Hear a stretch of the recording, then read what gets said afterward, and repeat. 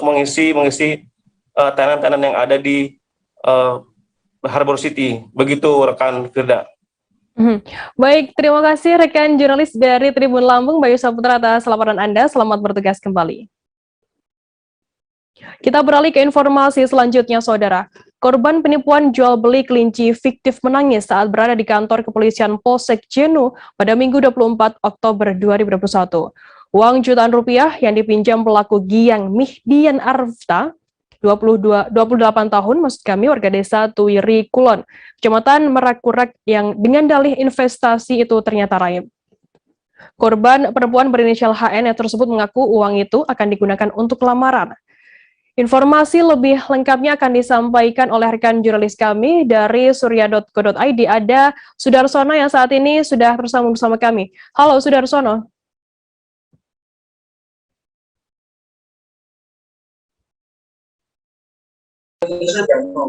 Halo. Ya, Sudarsono, bisa Anda jelaskan bagaimana untuk kronologi terungkapnya kasus ini? Kronologi terungkapnya kasus ini ketika kepolisian Polsek mendapatkan laporan dari korban akan adanya keresahan terkait penipuan berkedok investasi kelinci. Saat dilakukan penyelidikan dan pengembangan, akhirnya ada pelaku yaitu Giang, warga Tuiri, Kecamatan Merakurak. Saat di Polsek, pelaku sempat ditanya oleh penyidik dan membenarkan aksinya tersebut. Lantas datang juga seorang korban yaitu berinisial HN yang mengaku juga mengalami penipuan dari tersangka.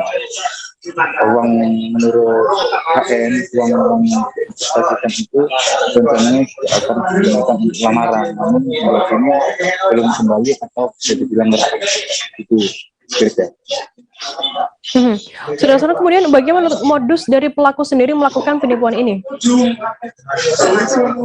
Modus pelaku dalam melakukan melalui media sosial Facebook dari akun pribadinya, memang dari unggahan-unggahan Facebooknya pelaku seolah menjual kelinci hias, lalu beberapa orang baru ataupun ada juga orang yang sudah mengenal dia namun juga ditutupan penipuan.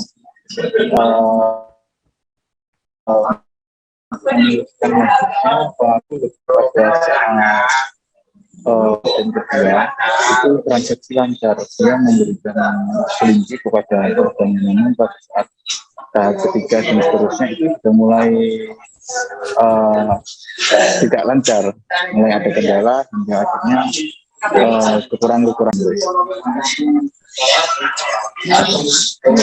Sudarsono, kemudian sudah sejak kapan aksi penipuan bermodus jual beli kelinci ini sudah terjadi?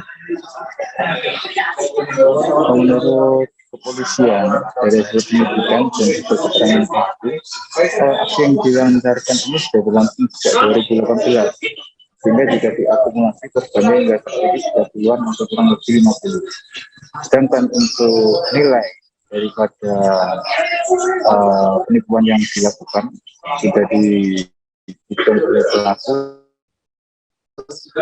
kira-kira sudah mencapai sekitar kurang lebih 2 miliar.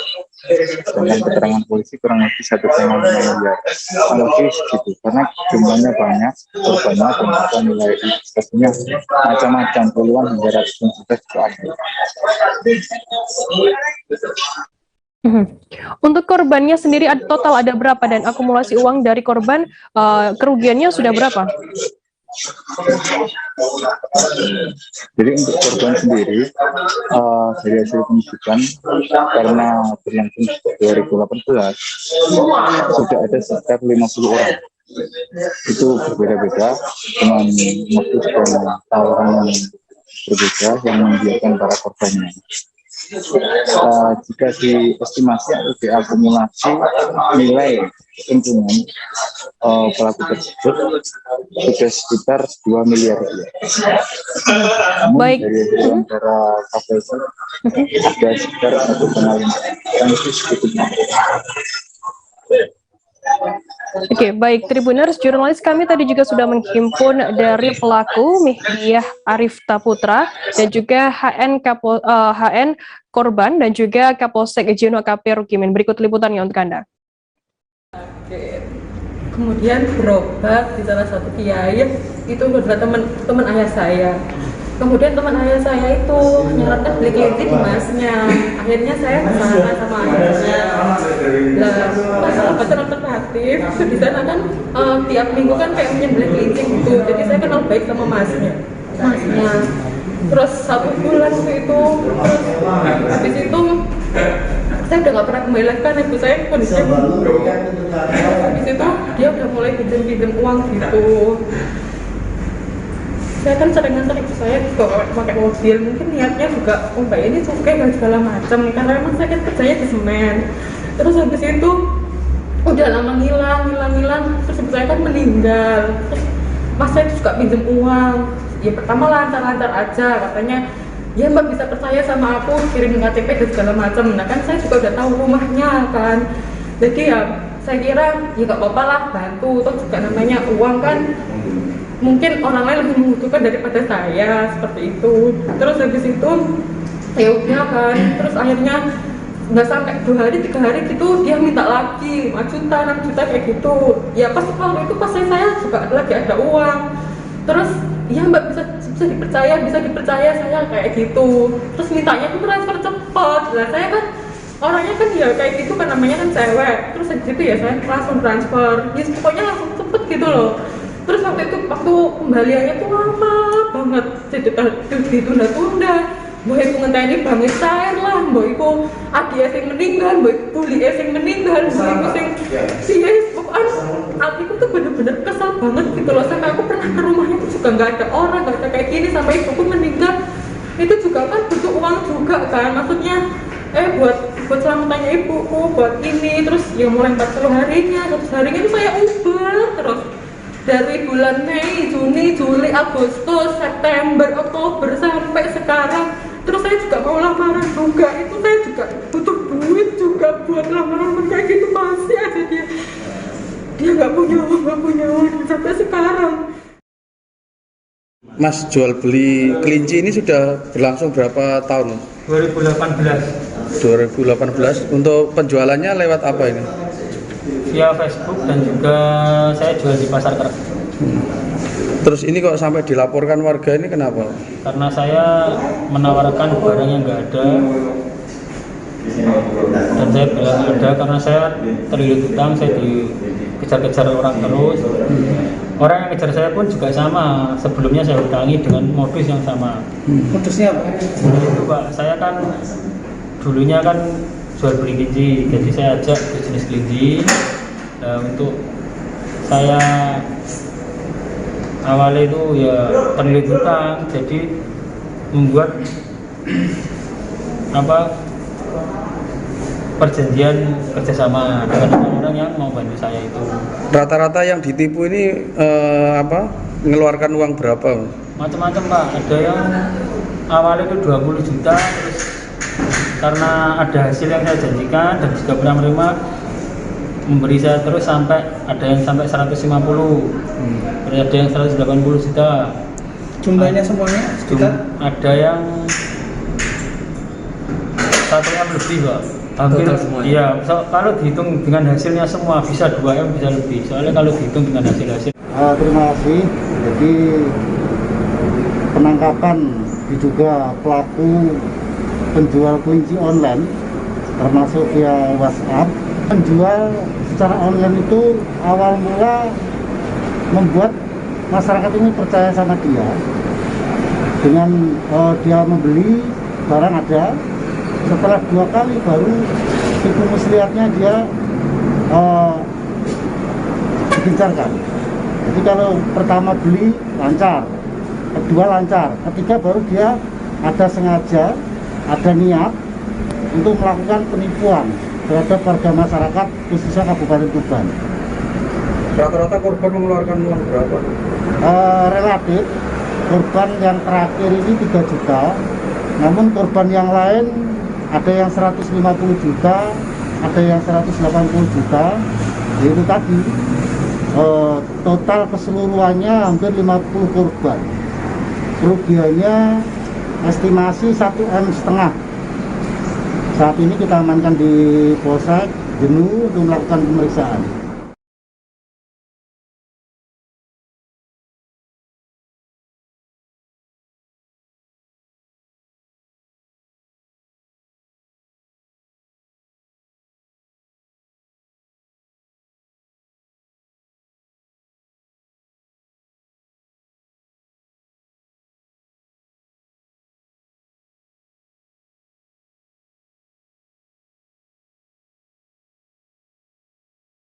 Kita beralih ke informasi selanjutnya, Saudara.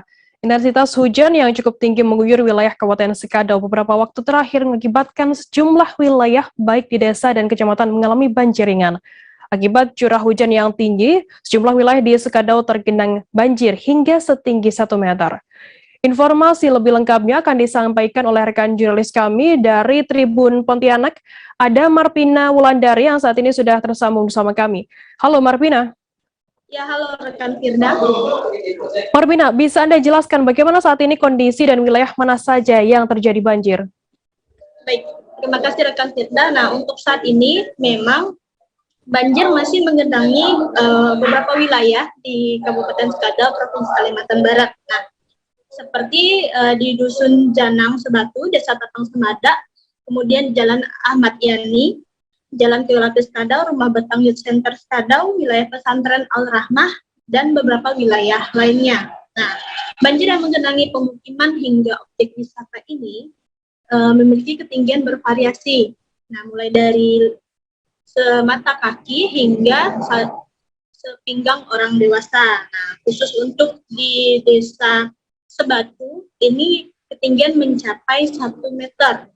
Begitu, Firda. Terkait ketinggian yang mungkin cukup tinggi begitu ya, air banjir yang menggenangi rumah warga, apakah warga di sana juga saat ini sudah mengungsi? Nah, untuk banjir yang cukup tinggi ini beberapa masyarakat belum ada yang mengungsi karena memang banjir ini merupakan banjir tahunan sehingga warga setempat sudah mengantisipasi dengan membuat rumah cukup tinggi dari dataran. Nah, namun diperkirakan jika hujan lagi 1 hari ke depan, maka akan mencapai rumah warga. Begitu, Firda. Untuk kerugian yang diakibatkan adanya banjir ini, begitu, yang dialami oleh warga, berapa totalnya? Nah, untuk total ini belum bisa diperkirakan karena banjir ini terdapat di beberapa wilayah dan belum ada yang mengakibatkan bencana alam. Nah, tetapi bagi warga yang rumahnya sudah terendam banjir, memiliki beberapa perabotan dan alat-alat rumah tangga yang rusak akibat terendam banjir. Nah, beberapa jalan protokol juga mengalami kelumpuhan beberapa waktu, namun sudah bisa dilalui untuk saat ini. Baik, terima kasih rekan jurnalis dari Tribun Pontianak, Marpina Wulandari atas laporan Anda. Selamat bertugas kembali. Tribuners, usai jeda kami akan kembali dengan informasi menarik lainnya, tetap di live update. Oke, apa kabar Bang Arif di sini untuk strateginya? Kalau saya sendiri di Game Week 37 ini yang semalam baru mulai, apa yang dirasakan Kapten Hitam? Sebenarnya aku nggak ngerasa itu penangkapan atau penggerbegan atau apapun itu, karena gini loh, posisinya aku kriteria. Jadi kita mengenal disebut dengan stroke yang tidak berdarah dengan stroke yang berdarah. Stroke yang tidak berdarah itu biasanya ditandai dengan adanya penyumbatan. Kalau itu terjadi di sini mungkin pikirnya tidak ke situ kali ya, tapi kalau di Korea atau di Kamboja itu ada beberapa paper yang saya itu mas, ya dulunya tukang koran. Oh gitu ya, tukang koran. Ya, saya baca itu Pak. Tuh kan, pernah baca kan? Ya. Jadi kalau saya jadi tanggal itu udah bersyukur banget. Si anak ini dijadikan sebagai tersangka begitu. Ya, kalau ini kita bicara yang di luar kasus Sebongombo ya. Dengan nama hujan shower, di mana terdapat batas jelas antara daerah hujan dan tidak hujan yang biasanya terjadi pada fase awal mature stage atau tahap berbahaya itu Kang. Jadi mulai artinya terjadinya perlembekan. Nah itu untuk penetrasi akan sulit gitu ya. Dok, saya ini menurut saya memang tidak mudah, bukan urusan tanah diambil. Kalau misalnya Amerika Serikat sekarang Tapi Rasulullah mengatakan dalam sebuah hadis bahwa berpuasa di 6 hari Syawal itu. Oke, apa kabar Bang Ariski di sini untuk strateginya? Kalau saya sendiri di Jumik 37 ini yang semalam baru mulai, Apa yang saya dirasakan udah Kak Fernita? Sebenarnya aku nggak ngerasa itu penangkapan atau penggerebegan atau apapun itu, karena gini loh, posisinya aku Kriteria. Jadi kita mengenal disebut dengan stroke yang tidak berdarah dengan stroke yang berdarah. Stroke yang tidak berdarah itu biasanya ditandai dengan adanya penyumbatan. Kalau itu terjadi di sini mungkin pikirnya tidak ke situ kali ya, tapi kalau di Korea atau di Kamboja itu ada beberapa paper yang Saya itu mas, dulunya tukang koran. Oh gitu ya. Tukang koran. Ya, saya baca itu Pak. Tuh kan, pernah baca kan? Ya. Jadi kalau saya jadi tanggal, itu udah bersyukur banget. Kak, si anak ini dijadikan sebagai tersangka begitu? Ya, kalau ini kita bicara yang di luar kasus Sebongombo ya. Dikenal dengan nama hujan shower, di mana terdapat batas jelas antara daerah hujan dan tidak hujan yang biasanya terjadi pada fase. Terima kasih Anda masih bersama kami di Live Update. Kita beralih ke informasi selanjutnya, Saudara. Hafizah Hairal Lukna, 8 tahun, warga desa Sangu, Kecamatan Jaya, Aceh Jaya, meninggal dunia pada Sabtu 23 Oktober 2021. Bocah perempuan tersebut meninggal dunia setelah sepeda yang ditumpanginya dihantam dump truck Mitsubishi Bernopol BK 8912BK. Informasi lebih lengkapnya akan disampaikan oleh rekan jurnalis kami dari Serambi News Indonesia, ada Rizky Bintang, yang saat ini sudah tersambung bersama kami. Halo Rizky. Halo rekan dia. Rizky, bisa Anda jelaskan bagaimana untuk kronologi kejadian nahas ini? Baik rekan dia, kronologis kejadian laka lantas yang terjadi di Aceh Jaya terjadi pada pukul 13.00 waktu Indonesia bagian Barat, di mana berdasarkan informasi kronologis yang terjadi, korban atas nama Hafizah Hairal Lukna saat itu sedang bersepeda yang hendak menjemput temannya.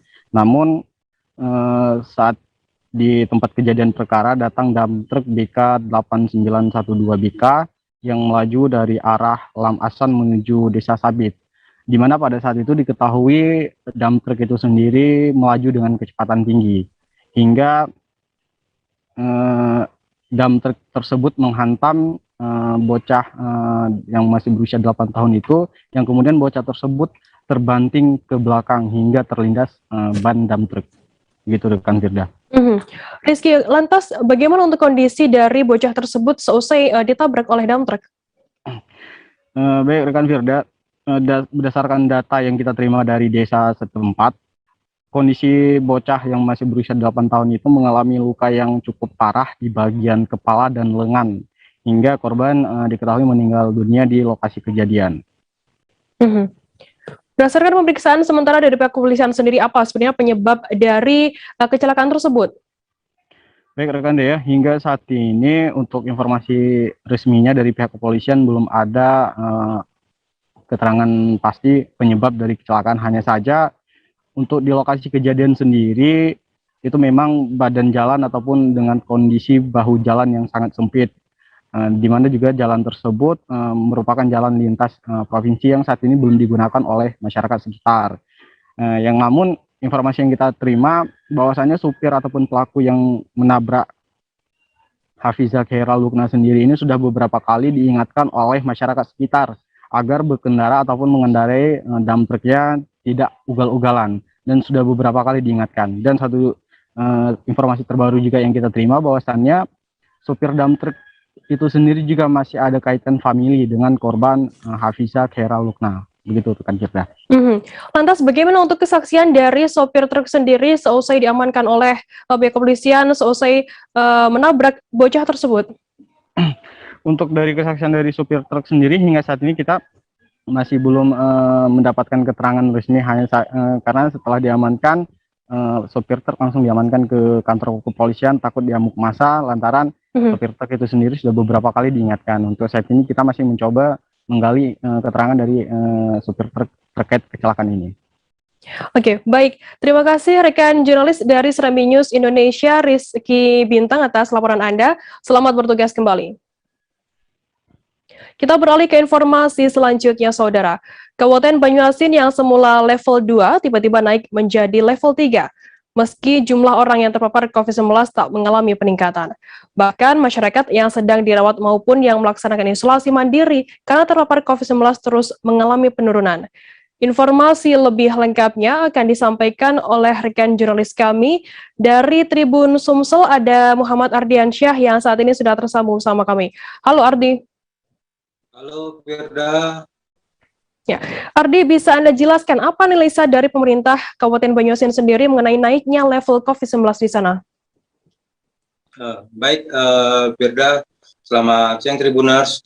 Jadi dari analisa yang dilakukan pemerintah Kabupaten Banyuasin, terutama Dinas Kesehatan Kabupaten Banyuasin, bahwa ditetapkannya level 3 Satgas Covid pusat, bahwa di Kabupaten Banyuasin sendiri saat ini belum memaksimalkan vaksinasi yang ada di wilayah Kabupaten Banyuasin.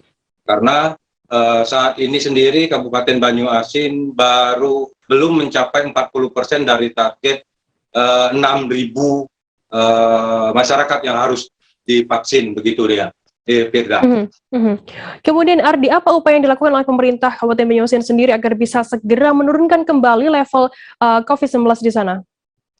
Baik, Firda, jadi setelah kami berkonfirmasi dengan Bupati Kabupaten Banyuasin dan juga Kadinkes Kabupaten Banyuasin, bahwa dengan adanya kenaikan level di Kabupaten Banyuasin, pihak pemerintah Kabupaten Banyuasin bersama dengan TNI Polri saat ini juga terus mengupayakan kecepatan untuk vaksinasi di seluruh wilayah Kabupaten Banyuasin. Namun kendalanya karena wilayah Kabupaten Banyuasin sendiri terbagi menjadi dua, ada wilayah daratan dan wilayah perairan, sehingga memang untuk vaksinasi di wilayah perairan itu terbilang cukup sulit, antara akses yang harus dituju ke sana juga harus melalui speedboat. Jadi digencarkan untuk saat ini wilayah darat sudah mulai berjalan, tetapi untuk wilayah perairan sendiri saat ini masih terus diupayakan untuk dilakukan vaksinasi terhadap masyarakatnya. Begitu, Firda. Baik, terima kasih rekan jurnalis dari Tribun Sumsel, Muhammad Ardiansyah, atas laporan Anda. Selamat bertugas kembali.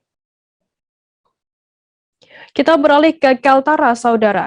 Pangkalan Utama TNI Angkatan Laut 13 Tarakan kembali melaksanakan vaksinasi COVID-19 bagi warga transmigran di Kabupaten Bulungan. Menurut Komandan Lantamal 13 Tarakan Laksma Edi Krisnamurti mengatakan, kegiatan vaksinasi yang dipusatkan di Pos Yandu Pelita Kasih SP7 Desa Tanjung Buka itu adalah vaksinasi tahap kedua. Informasi lebih lengkapnya akan disampaikan oleh rekan jurnalis kami dari Tribun Kaltara. Ada Maulana Ilhami Faudi yang saat ini sudah tersambung bersama kami. Halo Faudi. Halo rekan Firda dan Tribuners. Faudi, bisa Anda jelaskan berapa banyak vaksin yang sudah disediakan oleh pihak di sana?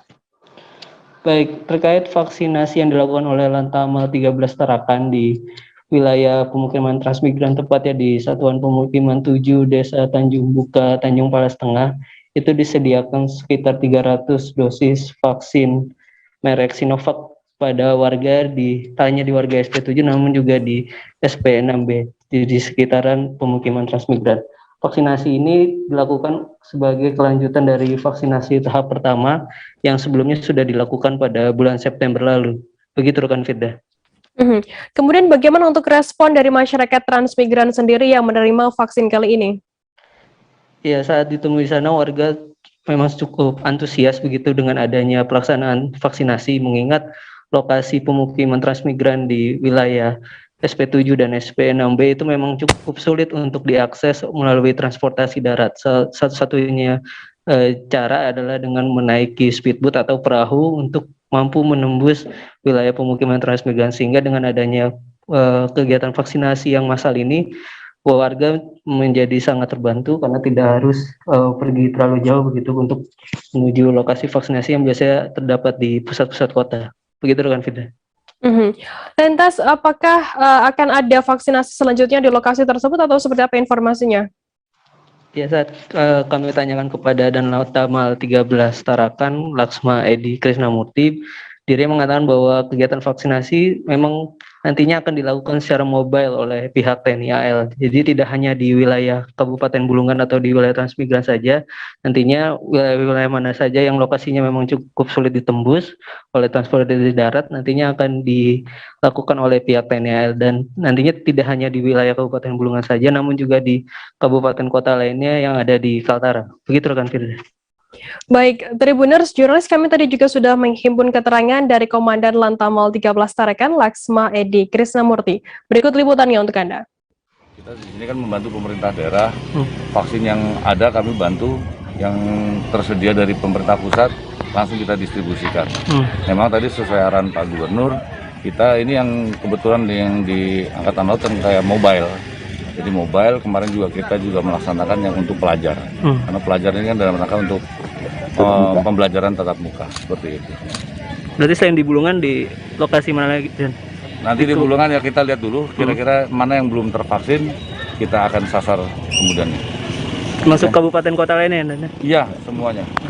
Ya? Ya.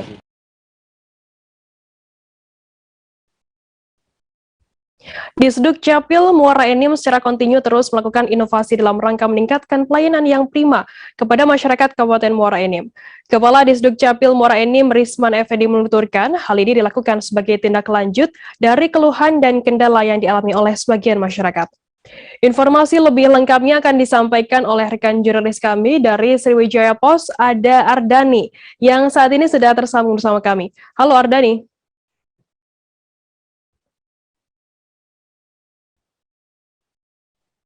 Ya, terima kasih Firda.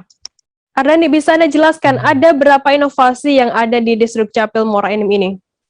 Baik, Firda. Saat ini Disduk Capil Muara Enim mempunyai 6 inovasi.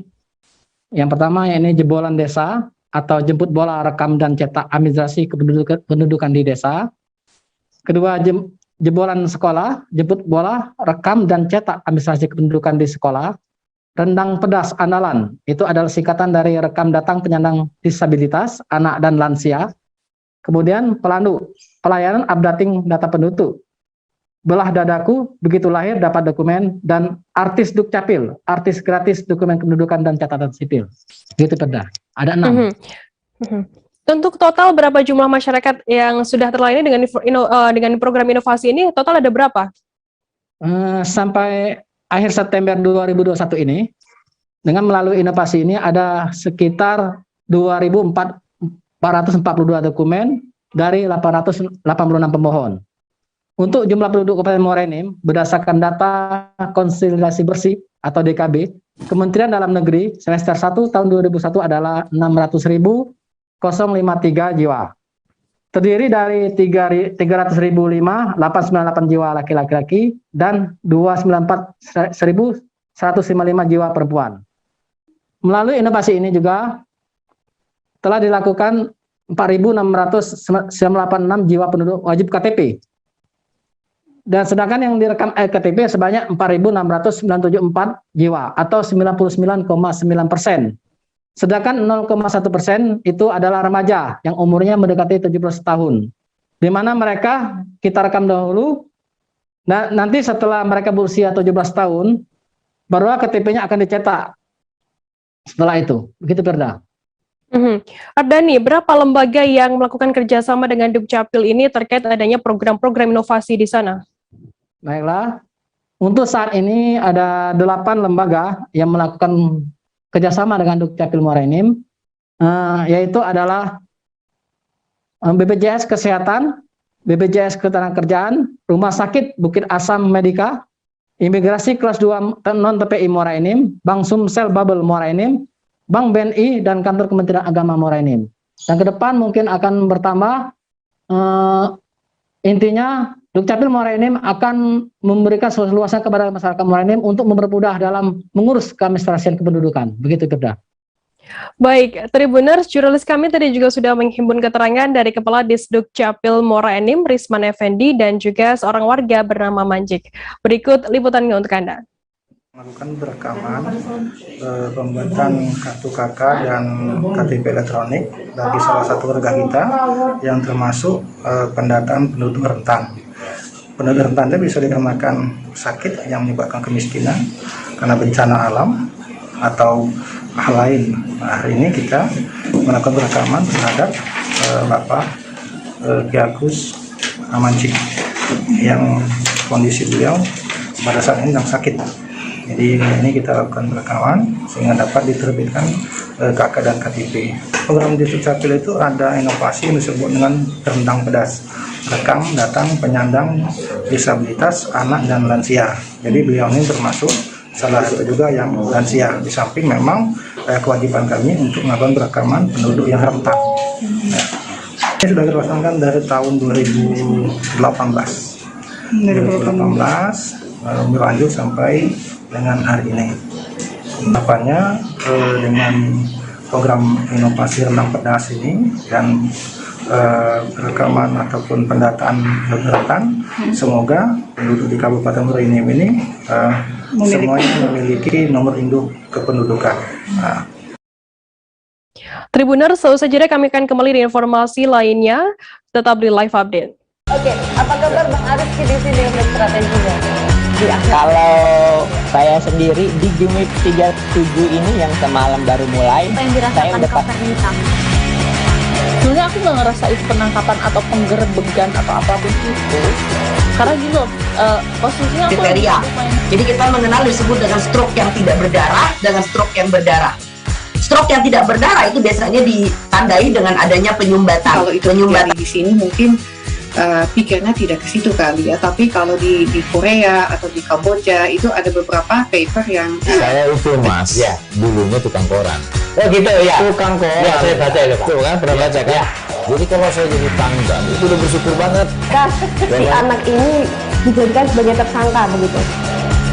Ya, kalau ini kita bicara yang di luar kasus Sebongombo ya. Dengan nama hujan shower, di mana terdapat batas jelas antara daerah hujan dan tidak hujan yang biasanya terjadi pada fase awal mature stage atau tahap Berbahaya dewasa. itu Kang. Jadi mulai artinya terjadinya perlembekan. Nah itu untuk penetrasi akan sulit gitu ya. Dok, saya ini menurut saya memang tidak mudah, bukan urusan tanah diambil. Kalau misalnya Amerika Serikat sekarang, Rasulullah mengatakan dalam sebuah hadis bahwa berpuasa di 6 hari Syawal itu. Oke, apa kabar Bang Aris di sini untuk strateginya? Kalau saya sendiri di Gimik 37 ini yang semalam baru mulai, saya udah sebenarnya aku nggak ngerasa itu penangkapan atau penggerebegan atau apapun itu, karena gini loh, posisinya aku kriteria. Jadi kita mengenal disebut dengan stroke yang tidak berdarah dengan stroke yang berdarah. Stroke yang tidak berdarah itu biasanya ditandai dengan adanya penyumbatan. Kalau itu terjadi di sini mungkin pikirnya tidak ke situ kali ya, tapi kalau di Korea atau di Kamboja itu ada beberapa paper yang saya itu Mas, ya dulunya tukang koran. Oh gitu ya, Tukang koran. Ya, saya baca itu Pak. Tuh kan, pernah baca kan? Ya. Jadi kalau saya jadi tanggal itu udah bersyukur banget. Si anak ini dijadikan sebagai tersangka begitu. Ya, kalau ini kita bicara yang di luar kasus Sebongombo ya. Dengan nama hujan shower, di mana terdapat batas jelas antara daerah hujan dan tidak hujan yang biasanya terjadi pada fase awal mature stage atau tahap Berbahaya dewasa. itu Kang. Jadi mulai artinya terjadinya perlembekan. Nah itu untuk penetrasi akan sulit gitu ya. Dok, saya ini menurut saya memang tidak mudah, bukan urusan tanah diambil. Kalau misalnya Amerika Serikat sekarang, Rasulullah mengatakan dalam sebuah hadis bahwa berpuasa di 6 hari Syawal itu. Oke, apa kabar Bang Aris di sini untuk strateginya? Kalau saya sendiri di Gimik 37 ini yang semalam baru mulai, saya udah sebenarnya sebenarnya aku nggak ngerasa itu penangkapan atau penggerbegan atau apapun itu, karena gini loh, posisinya aku Kriteria. Jadi kita mengenali. Terima kasih Anda masih bersama kami di Live Update. Kita beralih ke informasi selanjutnya, Saudara. Pantai Keduwarna berlokasi di Jalan Sinar Laut nomor 54, Kelurahan Uwai Urang, Kecamatan Kalianda, Kabupaten Lampung Selatan. Untuk menuju Pantai Keduwarna dari Bandar Lampung dibutuhkan waktu tempuh sekitar 1 hingga 2 jam menggunakan kendaraan bermotor. Sedangkan dari kota Kalianda bisa ditempuh dalam waktu 5 hingga 7 menit saja. Informasi lebih lengkapnya akan disampaikan oleh rekan jurnalis kami dari Tribun Lampung, ada Domi Desmantri yang saat ini sudah tersambung bersama kami. Halo Domi.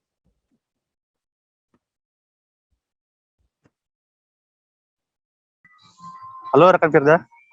Ya, Domi, bisa Anda ceritakan bagaimana suasana di Pantai Keduwarna sendiri pada akhir pekan kali ini? Oke, baik. Saat akhir pekan, wisatawan dari berbagai kota maupun dari luar Lampung juga banyak yang datang ke Pantai Keduwarna. Pantai Keduwarna ini berlokasi di Uwai Urang, Kecamatan Kalianda, Lampung Selatan. Pantai Keduwarna ini awalnya dipilih nama sebagai Pantai Keduwarna karena di pantai tersebut dulunya banyak ditanami pohon-pohon kedu. Lalu masyarakat di sana terbiasa memanggil pantai tersebut dengan Pantai Kedu. Dan untuk membedakan dengan pantai yang ada di sebelahnya, mereka menambahkan dengan kata warna untuk membedakan antara Pantai Kedu yang di sebelahnya dengan Pantai Keduwarna yang sekarang ini. Domi, mungkin adakah spot atau fasilitas tertentu begitu yang menjadi hal yang menarik di Pantai Keduwarna? Oke, di Pantai Keduwarna sendiri banyak sekali spot-spot foto untuk pengunjung yang menghabiskan waktu berlibur bersama keluarga ataupun teman maupun pasangannya. Ada di sana menyediakan bean bag dengan harga sewanya 15.000 dan bisa dipakai secara sepuasnya. Lalu juga di sana terdapat banyak sekali gazebo-gazebo kecil yang bisa digunakan pengunjung secara gratis. Namun mereka juga menyediakan 2 gazebo besar yang berukuran 40 sampai 50 orang, itu harga sewanya 200.000 per jam. Lalu ada juga menara untuk pengunjung yang ingin mengabadikan fotonya di pantai tersebut. Lalu juga ada kolam pemancingan dan pengunjung bisa memancing secara gratis di kolam ikan tersebut, dan ikannya bisa langsung dimasak di situ ataupun dibawa pulang oleh pengunjung. Lalu juga mereka menyediakan camp atau tempat berkemah untuk pengunjung yang ingin berkemah di pantai tersebut. Dengan harga tiket masuknya 30.000 dan bisa memakai wilayah itu sepuasnya. Namun kalau pengunjung tidak membawa peralatan berkemah, mereka juga pun menyediakan semacam tenda gitu yang berkapasitas 4 orang dengan harga sewanya 60.000 per unit. Untuk tiket masuk di Pantai Keduwarna sendiri per orangnya dikenakan biaya Rp5.000. Untuk kendaraan bermotor mereka kenakan biaya Rp15.000, sudah termasuk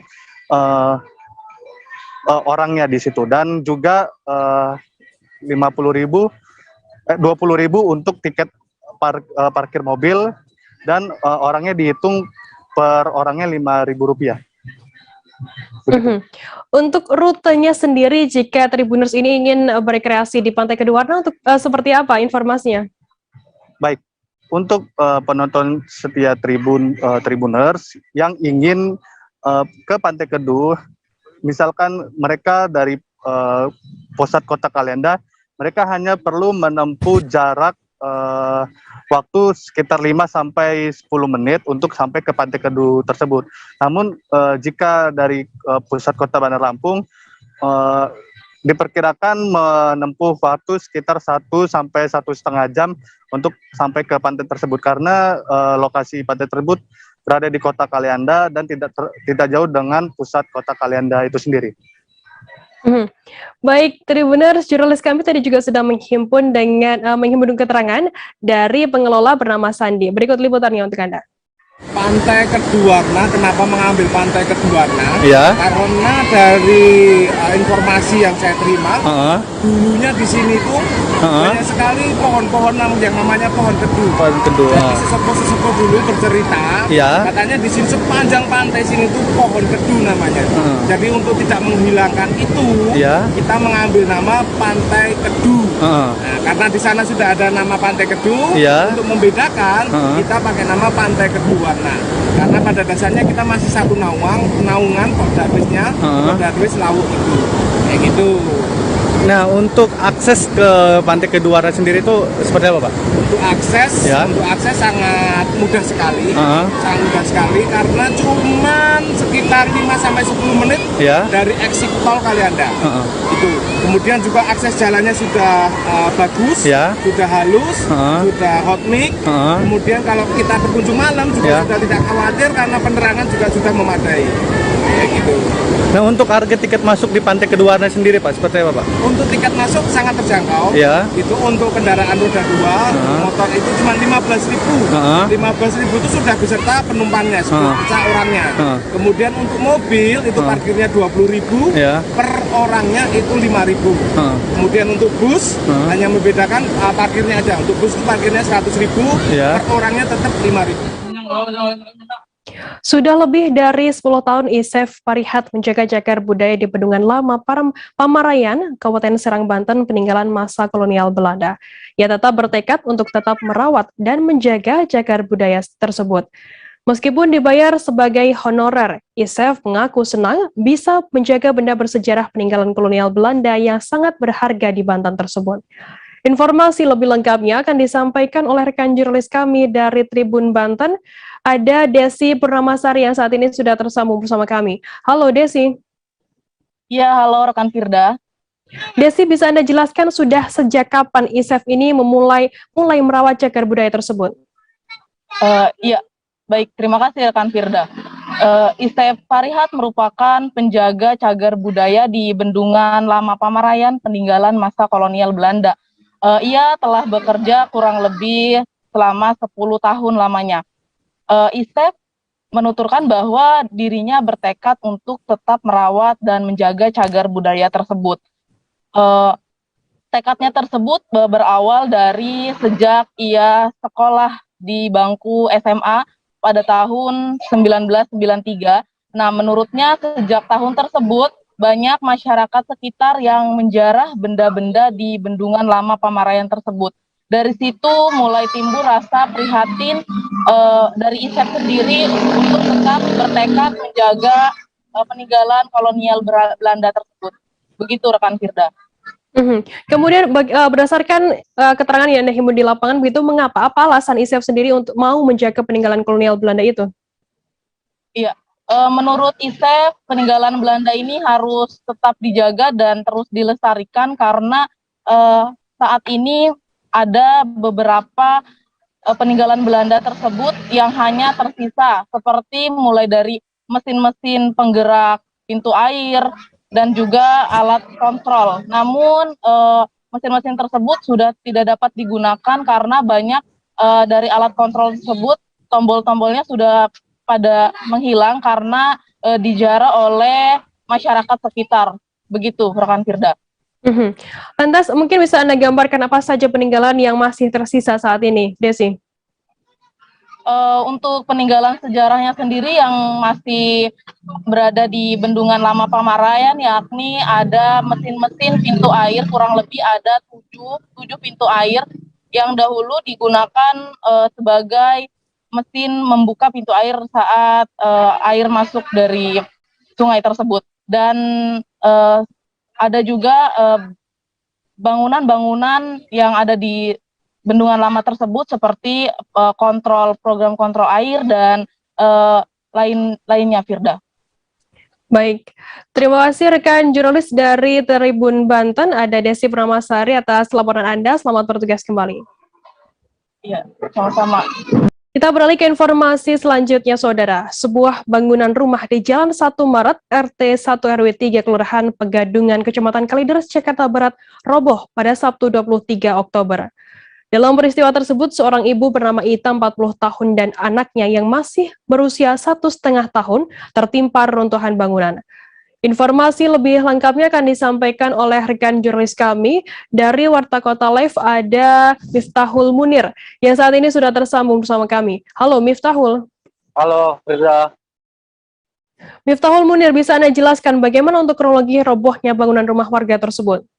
Baik, untuk kronologis bangunan rumah itu roboh itu ketika berawal dari kira pukul 21.00 WIB, di mana korban bersama anaknya sedang berada di lantai bawah atau lantai dasar rumahnya, yang sedang ibunya menyusui anaknya yang berusia 1,5 tahun.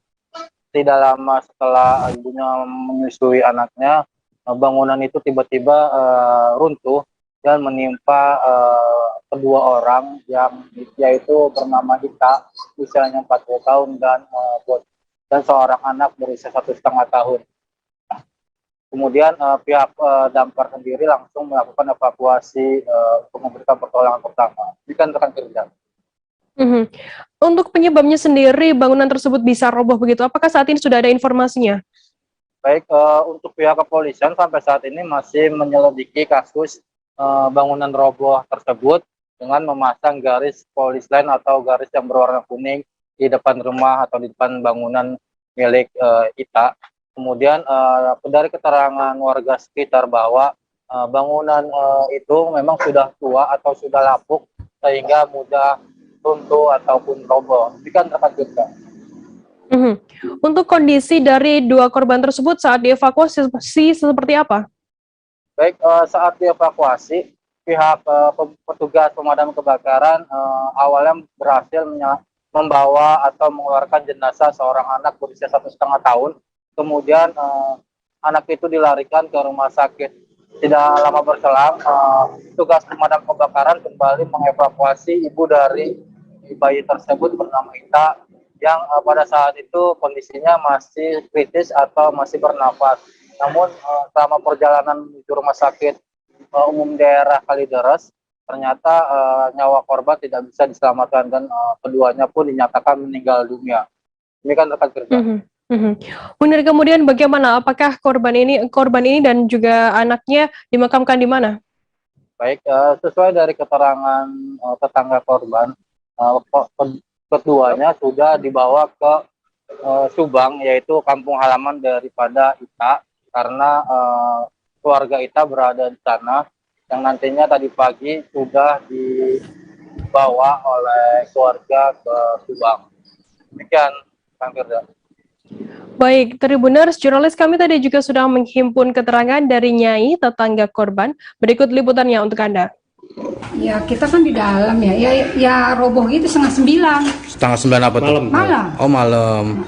Nah, itu ada penghuninya dalam? Ada, ibunya, anak usia 1 tahun 2 bulan. Oh, itu memang bangunannya udah tua? Oh, udah tua ya? Udah, anaknya udah nyuruh. Yang robohnya itu awalnya di bagian apa sih, Bu? Dari atas ya? Oh, dari atas berarti, bukan? Gitu. Oh, langsung gitu, langsung roboh aja. Terus ada korban berapa, Bu, yang? 2. Anak dan ibu dan anak. Memang 2 orang aja? 2 orang. Emang dia sini berarti ada 3. Cuman anaknya yang 1 kerja. Oh, iya. Nah, itu anak cuma berdua, yang kecil yang 1 tahun 2 bulan sama yang ibunya. Untuk suaminya nggak ada berarti? Nggak ada, suami memang nggak ada. Oh, nggak ada. Nah, itu pas kejadian warga langsung pada langsung. Karena kita alat tangan alaminya nggak bisa. Terus kita telepon dia tuh, Pak RT datang deh. Kondisinya pada saat itu udah ketiban, Bu. Ketiban apa, Bu, waktu itu posisinya, Bu? Pertama sih dia kata petugas, pertama triplek, baru ambruk sekali 2 kali. Oh, 2 kali ya? 2 kali. Itu posisinya dari ibu sama balitanya berdekatan atau gimana? Berdekatan, anaknya lagi dipeluk. Mungkin lagi disusuin kali ya. Disusuin. Oh, memang lagi dipeluk ya? Peluk, anaknya lagi dipeluk. Tindak pidana pencurian dengan kekerasan terjadi di salah satu klinik kesehatan di kawasan Kampung Timur, Kelurahan Gunung Samarinda, Balikpapan Utara pada Sabtu 23 Oktober. Adapun kali pertama diketahui oleh salah seorang karyawan bernama Sumiran. Mengetahui tempatnya bekerja telah disusupi perampok, dirinya lantas menghubungi pemilik klinik. Informasi lebih lengkapnya akan disampaikan oleh rekan jurnalis kami dari Tribun Kaltim, ada Muhammad Zain yang saat ini sudah tersambung bersama kami. Halo Zain. Halo rekan Firda. Zain, bisa Anda jelaskan bagaimana kronologi kasus tersebut? Baik, bisa disampaikan untuk kronologi kejadiannya sendiri. Masih dalam proses penyelidikan oleh kepolisian. Namun menurut informasi dari karyawan yang pertama kali mengetahui telah terjadi aksi perampokan tersebut, ini menemukan bahwa posisi pintu klinik sendiri ini sudah dalam kondisi terbuka dan misalkan bekas-bekas congkelan yang dipaksa. Nah, untuk saat ini memang dari CCTV sendiri ini tidak bisa menangkap, melainkan dari CCTV yang berada di sebelah TKP, di mana menangkap bahwa pelaku ini melakukan mendobrak paksa pintu roll dari klinik kesehatan itu, kemudian memaksa masuk seperti itu. Kemudian setelah keluar, dari pelaku sendiri menyadari bahwa aksinya terekam kamera, pelaku kemudian merusak CCTV yang ada di sekitar TKP, seperti itu. Lantas apa saja yang sudah dicuri oleh pelaku ini? Baik, yang sudah digasak oleh pelaku sendiri ada beberapa, salah satunya ialah uang tunai senilai 8 juta rupiah, kemudian 2 unit laptop dan perangkat CCTV. Jadi dari perangkat CCTV milik klinik kesehatan itu sendiri pun diambil oleh pelaku, seperti itu. Untuk taksiran kerugian sendiri, apakah saat ini sudah ada informasinya terkait hal ini, Sin? Baik, untuk taksiran kerugian sendiri, menurut informasi dari pemilik klinik, ini kisaran 40 juta sampai dengan 45 juta rupiah, seperti itu. Zain, apakah saat ini sudah diketahui identitas dari pelaku sendiri? Baik, untuk identitas dari pelaku sendiri, dari pihak kepolisian belum mengeluarkan pernyataan resmi. Hanya saja informasi yang diterima Tribun Kaltim bahwa untuk pelakunya sudah diamankan dan saat ini tengah dilakukan pemeriksaan di Polsek Balikpapan Utara. Sementara itu dari pihak klinik sendiri, akibat kejadian perampokan ini, mereka memutuskan untuk tutup dan merantai pintu roll mereka demi untuk melanjutkan proses hukum yang diinformasikan oleh Polsek Balikpapan Utara. Seperti itu, rekan. Baik, terima kasih rekan jurnalis dari Tribun Kaltim, Muhammad Zain, atas laporan Anda. Selamat bertugas kembali. Tribuners, jadi kami akan kembali dengan informasi lainnya, tetap di live update. Oke, apa kabar Bang Arifki di sini untuk strateginya? Kalau saya sendiri di Jumip 37 ini yang semalam baru mulai, Apa yang dirasakan Kapten Hitam? Sebenarnya aku nggak ngerasain penangkapan atau penggerebegan atau apapun itu, karena gini loh, posisinya aku kriteria. Jadi kita mengenal disebut dengan stroke yang tidak berdarah dengan stroke yang berdarah. Stroke yang tidak berdarah itu biasanya ditandai dengan adanya penyumbatan. Kalau itu terjadi di sini mungkin pikirnya tidak ke situ kali ya, tapi kalau di Korea atau di Kamboja itu ada beberapa paper yang saya itu mas, ya dulunya tukang koran. Oh gitu ya, tukang koran. Ya, saya baca itu Pak. Tuh kan, pernah baca kan? Ya. Jadi kalau saya jadi tangga itu udah bersyukur banget. Si anak ini dijadikan sebagai tersangka begitu. Ya kalau ini kita bicara yang di luar kasus Sebongombo ya. Kenal dengan nama hujan shower, di mana terdapat batas jelas antara daerah hujan dan tidak hujan yang biasanya terjadi pada fase awal mature stage atau tahap Berbahaya dewasa. itu Kang. Jadi mulai artinya terjadinya perlembekan. Nah itu untuk penetrasi akan sulit gitu ya. Dok, saya ini menurut saya memang tidak mudah, bukan urusan tanah diambil. Kalau misalnya Amerika Serikat sekarang, Rasulullah mengatakan dalam sebuah hadis. Terima kasih Anda masih bersama kami di Live Update. Kita beralih ke informasi selanjutnya, Saudara. Longsor yang terjadi di sekitar tikungan PDAM Tirtana di Sipulangit pada Sabtu 24 Oktober malam menewaskan 3 orang warga. Kondisi tebing masih cukup berbahaya pasca terjadinya longsor yang menimpa 1 unit minibus hingga menewaskan 3 di antara 5 penumpang tersebut. Informasi lebih lengkapnya akan disampaikan oleh rekan jurnalis kami dari Tribun Medan. Ada Arjuna Bakara yang saat ini sudah tersambung bersama kami. Halo Arjuna.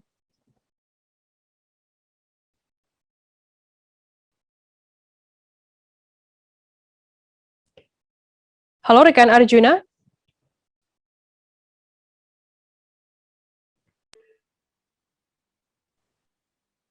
Baik rekan Firda, selamat siang. Ya. Arjuna, bisa Anda jelaskan bagaimana untuk kronologi terjadinya peristiwa longsor tersebut hingga menewaskan 3 orang? Baik rekan Firda, peristiwa ini terjadi kemarin sore pada pukul 18.30, di mana satu unit minibus dengan jenis Toyota Xenia plat B2236FB remuk tertimpa batu. Pada saat itu, pada kejadian minibus datang dari arah Kota Brastagi menuju Kota Medan, di mana pada saat itu kondisi cuaca sangat ekstrim sehingga hujan turun dengan lebat disertai juga dengan angin kencang. Nah, pada saat melintas dan memang di sini kondisinya rawan, bongkahan batu besar yang longsor langsung menimpa bagian minibus hingga remuk. Seperti itu rekan kita. Lalu seperti apa untuk proses evakuasi dan berapa lama korban ini terjebak dalam reruntuhan?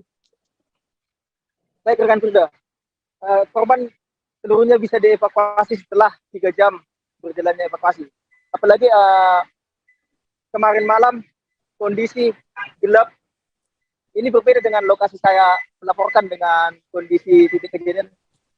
Perlu saya sampaikan juga sinyal untuk di sana tidak bisa kami sambungkan ke studio, sehingga saya memilih di titik, namun tidak jauh dari, hanya berjarak 2 km dari sini. Nah, maaf, seperti semalam itu kejadiannya hingga malam petugas masih terus mengevakuasi, terdiri dari Babinsa dan TNI Polri yang mengevakuasi dengan cara manual, di mana juga lokasi dalam keadaan gelap, sehingga hanya dilakukan penerangan seadanya dengan menggunakan sentir HP dan lampu sepeda motor yang ada di lokasi, seperti itu. Apalagi memang jalan menuju Brastagi dan Kota Medan kemarin juga sempat lumpuh total, sehingga kesulitan untuk mendatangkan alat berat dari menuju lokasi, seperti itu rekan Firda. Arjuna, untuk identitas dari 3 korban meninggal ini seperti apa informasinya?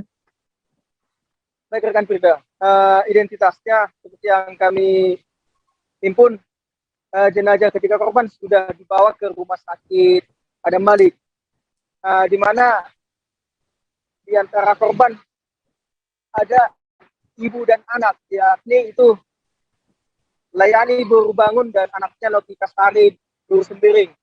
Keduanya merupakan warga Sekoti Besitang, Kabupaten Langkat yang berprofesi sebagai guru. Jenazah keduanya sekarang sudah berada di rumah sakit Adam Malik. Untuk korban lain yang meninggal dunia itu yakni Armando Sibayang, usia 30 tahun, warga Jalan Parang, Medan. Jenazah Armando saat ini dikabarkan dibawa ke Puskesmas Sipulangit, seperti itu. Sedangkan korban lainnya bernama Ferdinand Map, ada yang dilarikan ke rumah sakit. Kemudian Ferdinand Tarigan, usia 32 tahun, warga Jalan Pales, juga dibawa ke rumah sakit Adam Malik. Seperti pantauan kami tadi malam, TNI Polri masih melakukan evakuasi pembersihan material bongkahan batu yang bercampur lumpur di badan jalan. Dan kondisi yang terpantau hingga saat ini, kondisi arus lalu lintas juga masih sangat padat merayap, apalagi di lokasi masih sangat membahayakan, ada masih bongkahan batu yang bergelantungan, sehingga sewaktu-waktu bisa menjadi ancaman bagi pengendara yang melintas. Seperti itu rekan kita. Baik, Tribuners, jurnalis kami tadi juga sudah menghimpun keterangan dari Kasat Lantas Polrestabes Medan AKBP Sony Siregar terkait hal ini. Berikut liputannya untuk Anda. Bagi seluruh masyarakat pengguna jalan lintas Medan Brastagi, kami dari TKP Tikungan Tirtanadi, tadi malam ada kejadian longsor. Kami laporkan bahwa titiknya ada 2 longsorannya, yaitu satu seperti yang Bapak Ibu lihat di atas ada batu masih menggantung dan siap-siap untuk jatuh. Kemudian TKP kedua.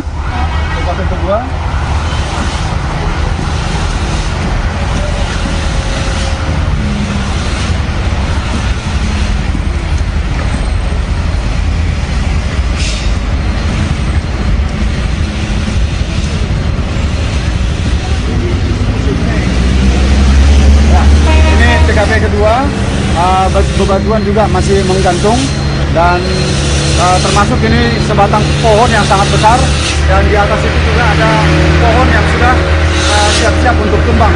Jadi ini barang bukti kendaraan yang tadi malam satu unit Xenia yang tertimpa oleh batu.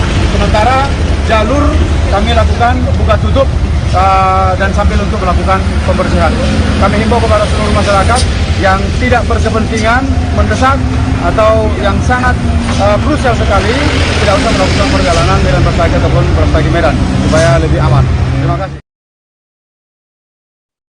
Tribuners, informasi tadi sekaligus menutup perjumpaan kita dalam live update hari ini. Jangan lupa saksikan terus live update di seluruh kanal YouTube dan Facebook Tribun Network.